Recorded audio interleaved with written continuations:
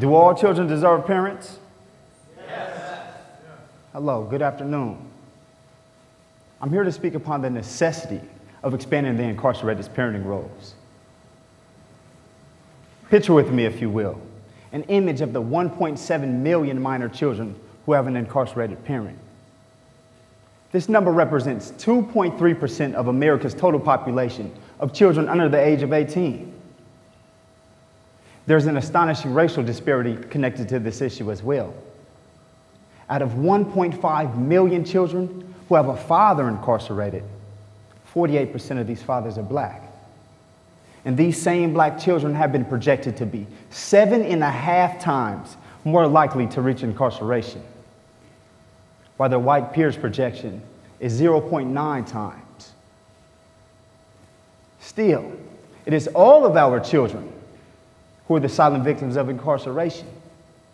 They didn't ask to be born into a world to be subjected to the consequences of their parents' mistakes, or to be snatched away from their primary support systems with no explanations as of why. We must remember that no one is mandated to give our children any type of an explanation of why their parent is no longer in the home. And our children can act as their own lobbyists to build supports and protections around their issues of being disenfranchised of a parent. When courts deal in criminal cases, it ought to be recognized that it is our children who are most traumatically affected in the sentencing phase. Prisons disconnect children from parents. This is a reality, one that may lead our children to continuing into the cycle of intergenerational incarceration. And I personally don't believe this is based off a monkey see, monkey do type reaction either. In a CNN.com article entitled "The Silent Victims of Incarceration, Coping with Parents in Prison," Sharon Content frames my sentiments perfectly by stating, "The cycle doesn't continue because children saw behaviors and repeated them. From my experience working with the population, the cycle repeats itself because of the lack of support that this young child now has in their lives after going through these traumatic experiences.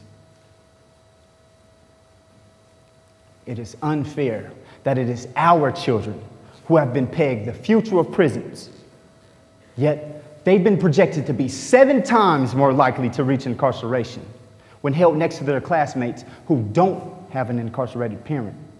So essentially, it is our children who are the future of prisons. And we are merely just the placeholders for our very own children in this system. This, in part, is what the intergenerational incarceration cycle entails.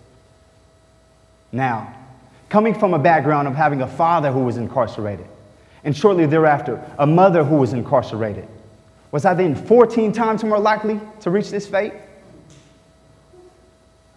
While in a workshop held here called the IF Project, you're now familiar with it, I posed this question to myself, wrote it down, and shared it aloud to my peers and the facilitators of the workshop.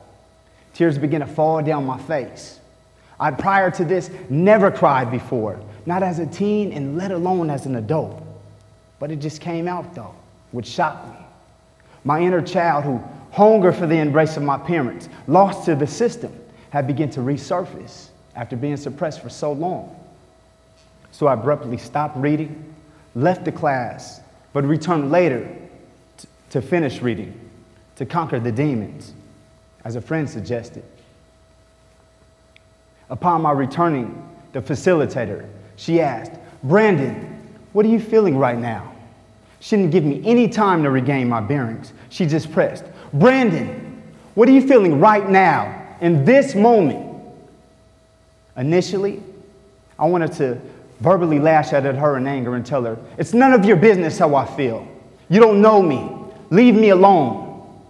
Because as a young boy, I was taught that boys are supposed to be strong and brave and macho.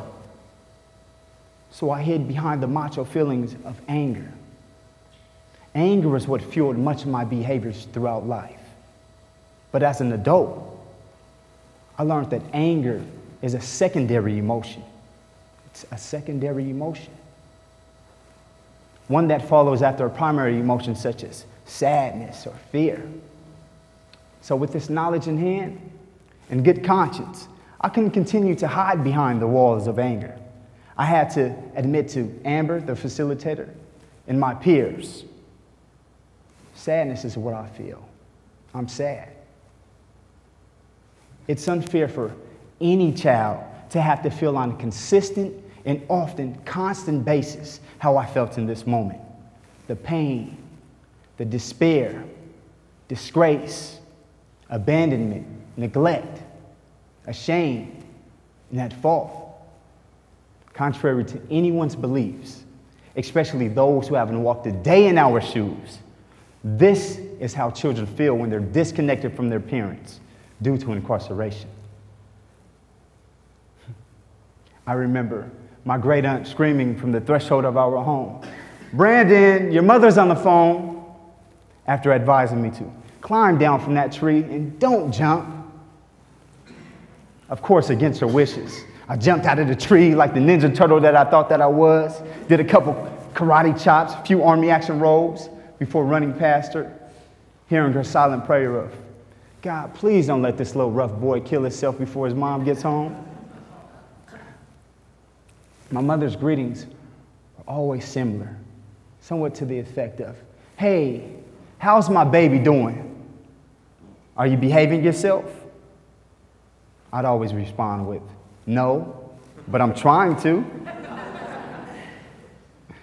She'd always laugh at my childish honesty and would continue in to give me some parental advice, such as, "Brandon, always think about what you do before you do it." Or, "Brandon, treat others how you want to be treated." I successfully followed my mother's advice for up to a week before becoming discouraged. Because I wanted to have a good report from Mommy on our next phone calls. But these phone calls were too far few and in between due to their high cost. But the point at hand is no matter how limited my mother's parental advice was, it had a major impact on my young life. It caused a 5-year-old little boy to consciously think about his actions, the cause and effects of his actions. Now, what if we can expand this? What if we can make our children's qualities of life better? And we can, simply by bringing on board the Girl Scouts Beyond Borders, a program established in the Northwest in '97 at Oregon's Coffee Creek Correction Center. This program was later adopted by Washington State and spread from our women's institution, Washington Correctional Center for Women, to here, Monroe Correctional Complex, the only male institution that I know that hosts this program. I've spoken with men who are part of this program, and their combined and shared experiences with their daughters are amazing. I asked one, "What was your most memorable experience you and your daughter shared in this program?" He answered, "Of course, duh, it's all of them. I'm getting to spend time with my daughter, laughing with and teaching her. Every experience counts." He continued to explain how he and his daughter were blessed to be able to interact and participate in activities that are built on morals and values, and promote and teach life skills such as communication, responsibility, critical thinking skills, problem-solving skills, and goal setting to our young daughters. Now, what if we could expand this experience? And we can, simply by bringing on board the Girl Scouts Brother organization. Even if they just share a likeness and name, the Boy Scouts. We have sons in here.